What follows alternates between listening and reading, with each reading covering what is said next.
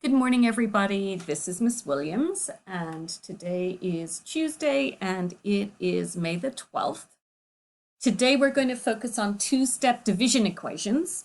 And in order to get ourselves started on our work today, we're actually going to look at some one-step equations and how you would solve one-step equations first. These 6 equations I've written here involve addition and subtraction. I want you to work out the number that goes into the box for each one. So for number 1, something plus 3 equals 10. For number 2, something, you subtract 4, and the answer is 9. So I want you to look down these 6 problems and see if you can write down answers on a piece of paper.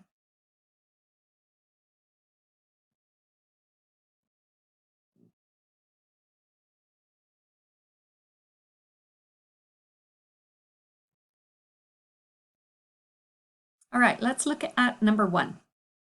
Something plus 3 equals 10. What you're actually going to do is 10 minus 3 is 7 to get the answer. So the box is 7. For number 2, something you take away 4, you get 9. You're actually going to add the 4 to the 9, and the answer is 13. So that number that goes in the box there is 13 minus 4 equals 9. This one here is 8 minus 6 equals 2. So the number that goes in the box is 2. 2 plus 6 is 8. Here you do 10 plus 3 and you get 13. So the problem really was 13 minus 3 is 10. This one here, you're going to do 5 minus 2 is 3, because 3 plus 2 is 5. And the last one is 9 plus 4 equals 13. So this was 13 minus 4 equals 9, which is a repeat of one I did earlier. Isn't that crazy? Anyway, these things happen. Not to worry. What I want you to see is this. They added. To solve it, you subtracted. They subtracted. To solve it, you add. So you see, you're doing the opposite operation each time to solve the equation. So let's leave that there for now. That's part of what we're going to be using today in our two-step division equations. Something else that you need to be thinking about for today, and we're going to start with something that you guys know well. 28 divided by 7 is 4. You're used to seeing it like that. In algebra, we write it like this. 28 divided by 7 is 4. Now, you will see it all sorts of different ways in algebra, with different numbers missing, dependent on what you're doing.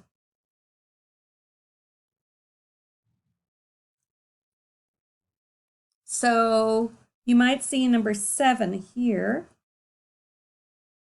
which is 28 divided by 7, and the answer, of course, is 4. You might see it written like number 8, 28 divided by something equals 4. And of course, it's when you divide by 7, you get 4. And the last one is something divided by 7 equals 4, and that's 28. Now, what you did in each case to work out the answer, here you did 28 divided by 7 to get 4. Here you did 28 divided by 4, and you got the answer 7. And in this last one, you actually did 7 times 4 equals 28. So in this last one, to work out the answer to this problem, you do this. You're going to multiply the 7 times the 4 to find the number that goes on top, the 28. We're going to practice a few of those over the page. And I know my numbers are a little out of line, but let's not worry about the problem numbers. Let's just call these 7 through 12 again. That's okay. So x divided by 9 equals 6. some number, when you divide it by 9, you get 6. Number 8, some number, when you divide it by 3, you get 7. Number 9, some number divided by 4, you get 11. To solve all 6 of these problems, you're going to multiply because they divided the unknown number by something. You're going to multiply. So to solve these, you're going to do 9 times 6, and you're going to get x. You're going to do 3 times 7, and you'll get y. 4 times 11, and you'll get m. You can do the last 3.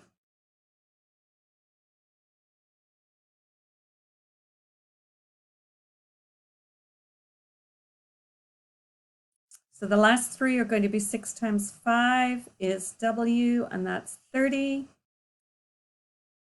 4 times 7 is k, and that's 28. And 8 times 3 is z, and that's 24. Now, we're going to put these pieces together to do division equations. And the first equation that we are going to do, that's a 2-step division equation,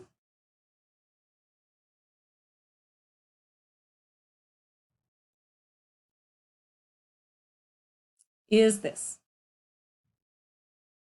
N divided by 4 minus 3 equals 6. So let's think about this. They divided by 4, and then they subtracted 3. So you can think in your head that something minus 3 equals 6. What number, when you take 3 away from it, do you get 6 as the answer? Well, because they subtracted, you're going to add. So 3 plus 6 is going to be 9. So 9 minus 3 equals 6. That's perfect.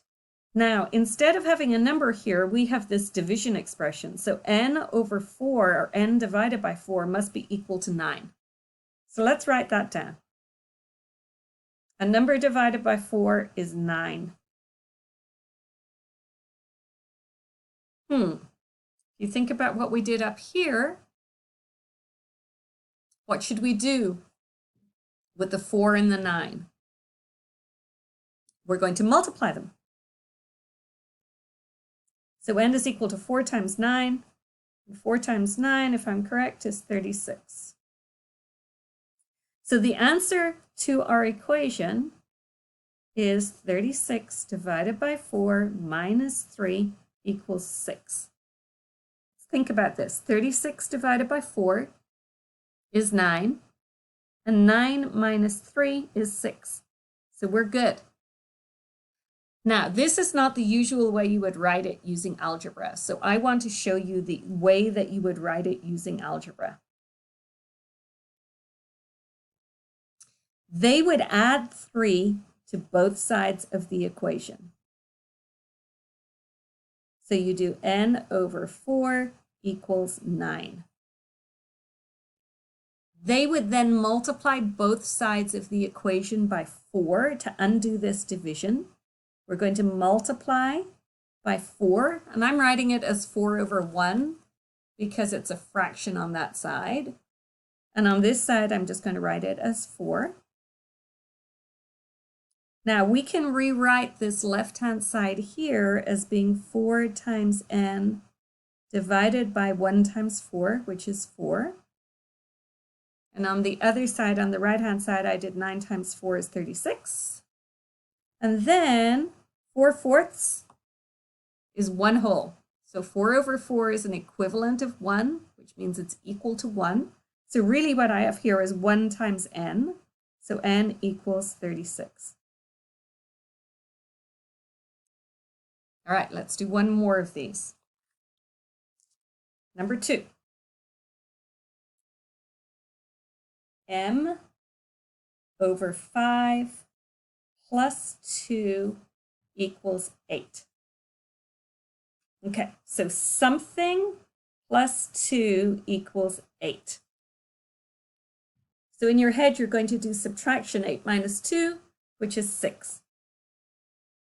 So that tells me that this piece here, m divided by 5, must be equal to 6.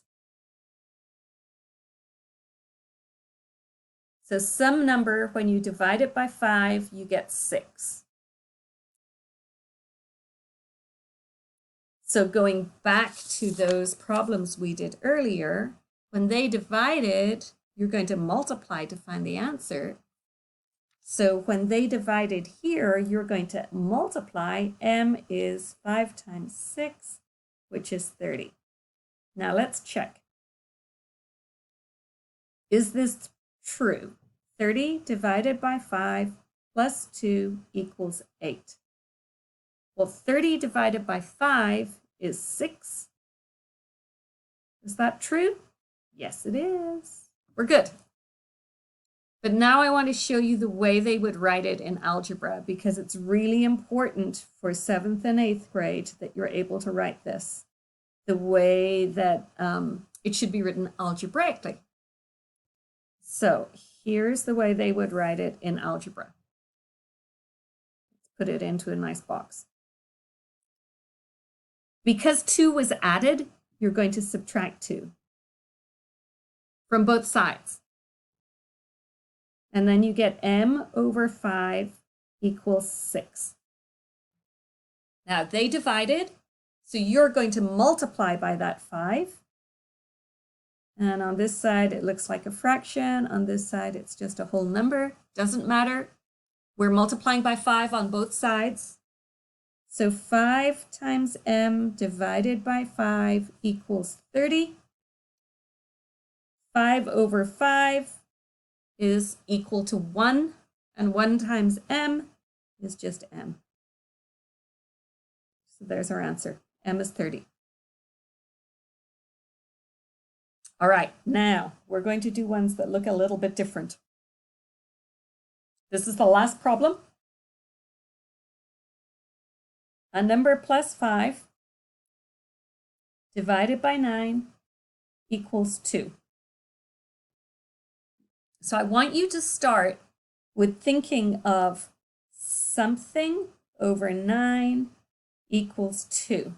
So when you divide this number by 9, you get 2. So from what we did earlier, that's 2 times 9 is 18. So this is 18. 18 divided by 9 is 2. So whatever's on the top here has to equal what's on the top here. So that means that x plus 5 equals 18. So you can just subtract 5 from both sides and you get x equals 13.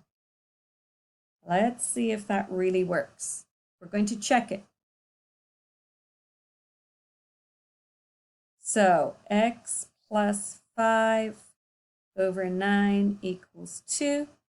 13 plus 5 over 9 equals 2. So that's 18 over 9.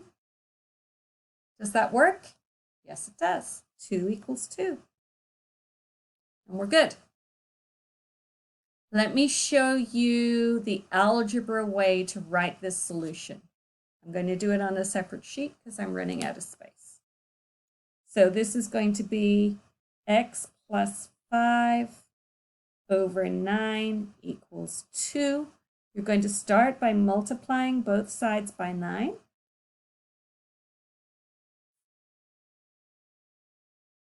That's 9/9, which is the same thing as 1. So you get x plus 5 equals 18. And then you subtract 5 from both sides, and you get x equals 13. That's how you show your work for algebra for that problem. I'm giving you some formative problems to do to go with this. So I'd like you to try the formative problems that I've given you, and remember to do your IXL practice for today. Thank you so much. Have a great day.